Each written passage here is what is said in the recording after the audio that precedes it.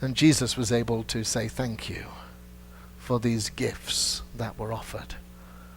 You see, I believe that the right time and the right place for these wise ones to arrive was not in the manger scene, but was at this point in Jesus' infancy, in Jesus' acknowledgement of his own destiny, in Jesus' acknowledgement of himself as he was forming into the adult, to acknowledge these gifts that were being given to him and receiving of them so that he could carry out the work of his life.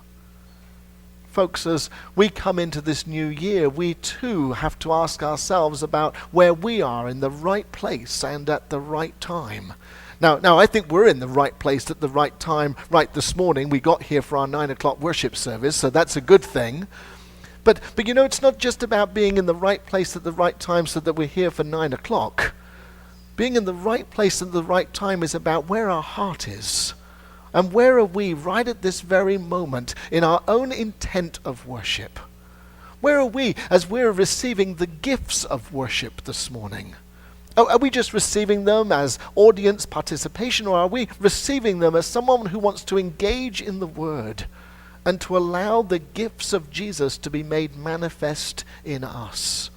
Are we here at the right place at the right time because we made a New Year's resolution that we'll end up in church more often than we did in 2008? Or are we here at the right time and the right place because this is the moment that Jesus called you out of where you were and to be here this morning, to receive the fullness of the good news of Jesus Christ? Are we here this morning, the right place at the right time, not because a star led us to the place, although I have to say, when you walk past our building at night, it does look like there's a huge star over it somehow.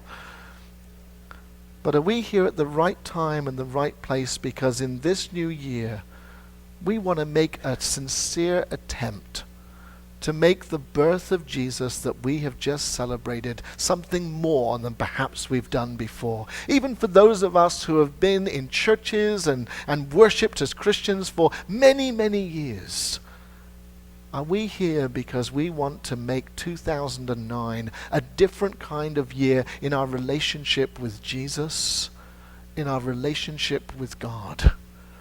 And to use this opportunity this morning as we witness the Magi arriving at the scene at the right time and at the right place, as we witness that dynamic event in Jesus' life, we are reminded that we too have arrived at the right place and at the right time, so that we can use this experience to develop our own spiritual maturity and our own spiritual awareness of the gifts that are being offered to us this morning.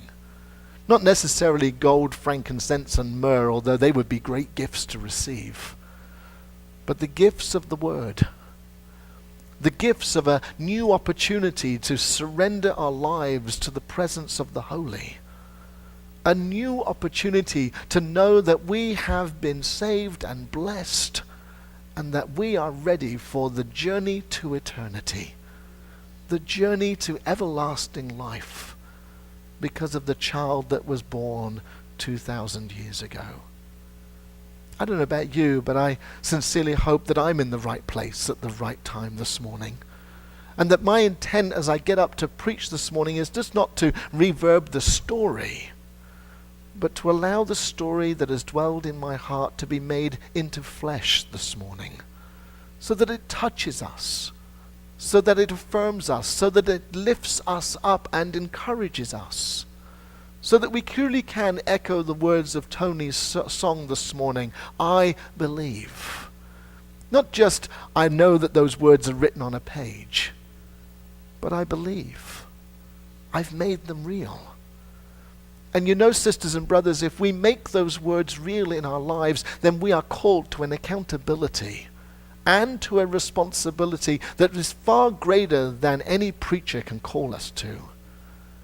It is an accountability and a responsibility to let those words, I believe, to make a difference in the way we are, in the way we live, in the way we respond to the circumstances around us, to the way that we truly are being in the right place and at the right time. 2,000 years later, we gather in this church this morning to say, I believe, and to acknowledge that we have this unique opportunity, this first Sunday of the new year. As we gathered for prayer just before worship, Reverend Alex said to me, he said, you know, there may be more people in church this morning because we've all made those New Year's resolutions. And there is about the same number of people in church this morning. So I'm sure that there are many, many folks who are thinking about how they're going to make this real for themselves. But how can we use this experience this morning of witnessing the Magi arriving to greet the Christ child?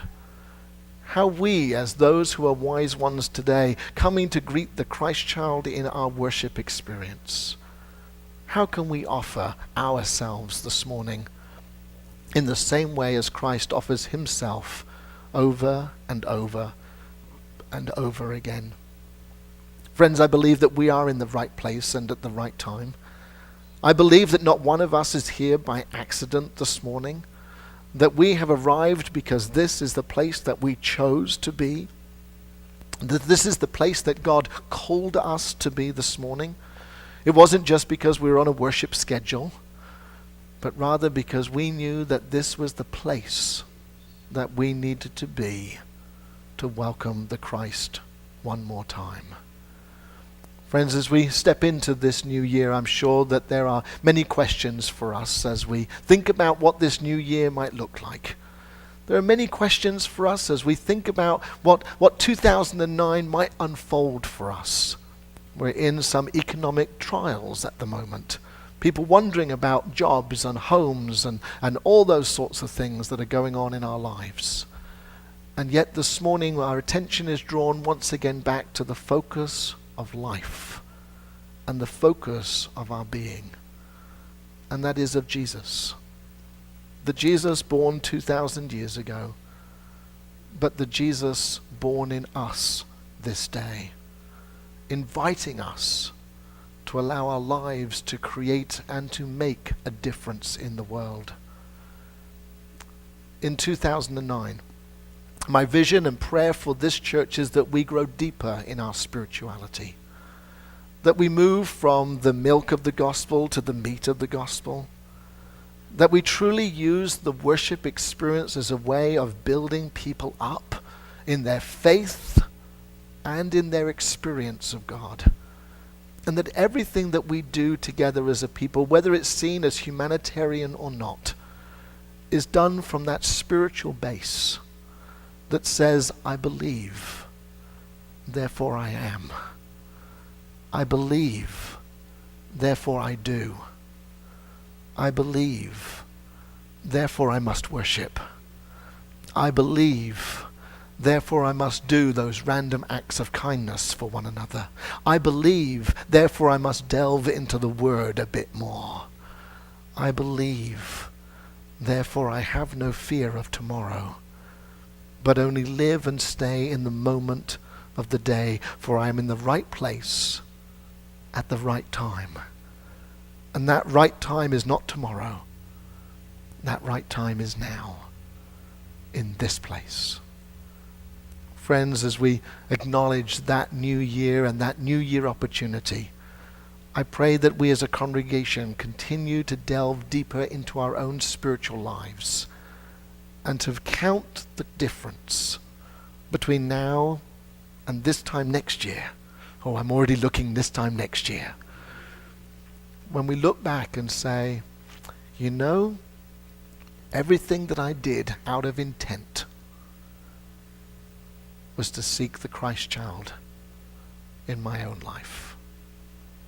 God's blessing this morning, as I truly believe we're in the right place at the right time, just as the wise ones were, some 2,000 years or so ago. God bless you.